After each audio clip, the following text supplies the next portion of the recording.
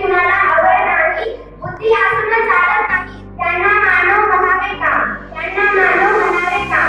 इतिहासातली वैदिका पाठीमागे करा, इतिहासातली वैदिका पाठीमागे करा, मुली मस्त करते विचारित त्यांना मानाचा मुद्दा, मानाचा मुद्दा. अज्ञानाच्या अंधकारामध्ये ठिकाण मिळलेल्या स्त्रियांना मान दाखवणारी विद्येची खरी देवी असणाऱ्या सावित्रीबाई फुले यांना विनम्र अभिवादन करून मी माझ्या भाषणाला सुरुवात करते. मित्रांनो, सावित्रीबाई फुले यांचा जन्म 3 जानेवारी 1831 रोजी सातारा जिल्ह्यातील सटाणा तालुक्यातील नायगावमध्ये झाला. आपला भारत देश जेव्हा इंग्रजांच्या गुलामीमध्ये होता तेव्हा स्त्रियांना शिक्षण दिले जात नव्हते. त्या काळी मुलीला आणि मुलगी या दोघांमध्ये भेदभाव केला जात होता. पण हे भेदभाव सावित्रीबाई फुले यांनी रोखला. त्यांनी पुण्यामध्ये मुलींची पहिली शाळा काढली आणि त्या शाळेच्या पहिल्या मुख्याध्यापिका आणि शिक्षिका सावित्रीबाई फुले होत्या. सावित्रीबाई फुले होत्या. म्हणूनच त्यांच्या या क्रांतिकारी त्यांच्यासाठी दोनच बनावले आणि 1864 मध्ये सावित्रीबाई फुले यांनी अनाथ बालकांना सुरू केले. त्यांच्या या महान सहकार्याने इंग्रजांनी सुद्धा कौतुक केले होते.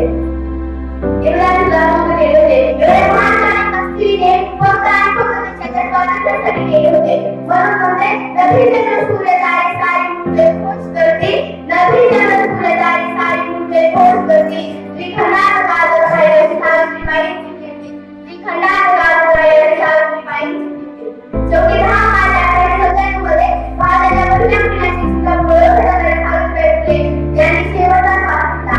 शेवटी या राष्ट्रपती एवढेच म्हणावे वाटते, गरम ऐसे चलो की किसान बन जाए, गरम ऐसे आज भारत के प्रतीक्षित सिद्धांत दिया है.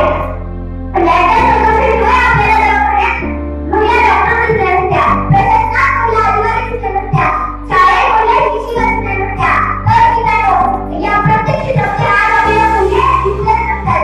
आज प्रत्येक क्षेत्रामध्ये शाळेमध्ये आपल्याला स्त्रिया दिसत आहेत. फक्त आणि फक्त सावित्रीबाई फुलेमुळे. स्त्रियांनी राजवाडा मुलीवाडा हे स्त्रियांनी मोठ्या पडण्याची म्हणाई होती. दूर दूर एवढे त्यांचे विश्व होते.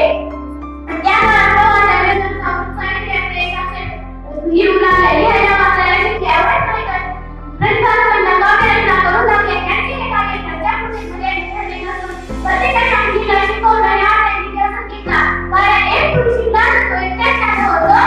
एक स्त्री शिकली नसतो, कुटुंब शाळा होतं. म्हणूनच मुलींना शिक्षण देऊन त्यांनी निर्धार केला. 1 जानेवारी 1848 रोजी पुण्यामध्ये विडेवाडा येथील मुलींची पहिली शाळा काढली. सावित्रीबाई फुले पहिली महिला शिक्षिका व मुख्य लेखिका झाल्या. शिल्पण्यासाठी कलांचं काम होईल, शिल्पण्यासाठी कलांचं काम होईल, पण बाबांचं कलांचं नाव होईल असाचे. म्हणूनच किती कठीण सर्वांना नमस्कार. अखंड हिंदुस्थानाने आराखड्यावर छत्रपती शिवाजी महाराज यांनी शिवरायांपासून सर्वात मोठा वारसा जिंकावा आणि त्यांच्या संविधानावरती तू एकटी शिकली नाही, तू अनेकांना शिकवलं.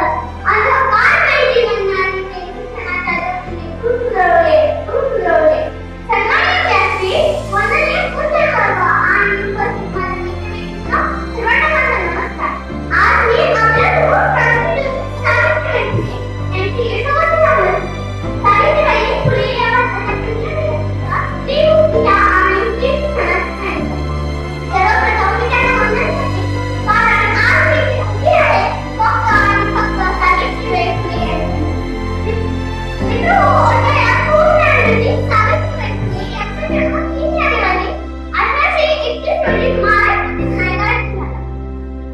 आज प्रत्येक क्षेत्र स्त्री आहे असे कोणतेही क्षेत्र नाही ज्यामध्ये स्त्रिया नाही.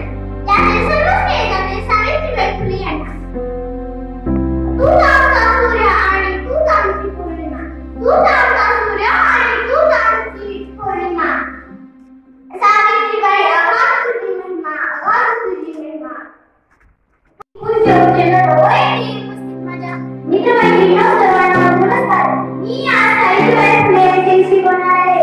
सावित्रीबाई फुले या भारतातील पहिल्या शिक्षिका होत्या. त्यांचा जन्म 3 जानेवारी 1831 रोजी सातारा जिल्ह्यातील नायगाव येथे झाला. त्यांच्या वडिलांचे नाव खंडोजी जोसेफ पाटील व त्यांच्या आईचे नाव लक्ष्मीबाई असे होते.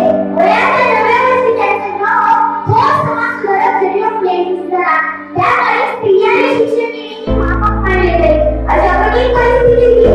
प्रतिभाने सावित्रीबाईंना